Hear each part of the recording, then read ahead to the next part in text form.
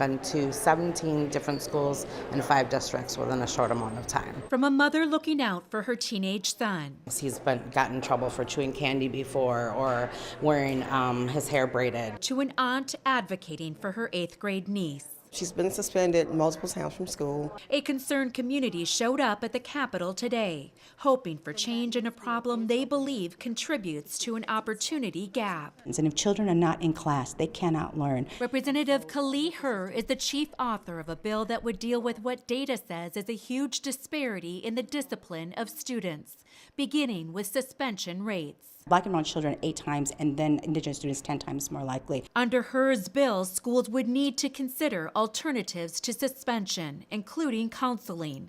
And if there's no other choice, the bill would require schools to make sure students have the opportunity to do any missed work.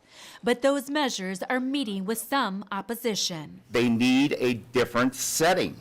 Might be a good opportunity for them. Even as the call for change is appreciated by at least one aunt Well, they're missing whatever they were supposed to be learning. and one mother. And I want other students who are like him to get the credit that they deserve and have people start seeing that they are good children and not bad children. Representative Herr says she's confident this bill will pass the House. She's not sure about the Senate. Meantime, she says it's only a first step, with more funding needed, she says, to bolster education from the very beginning.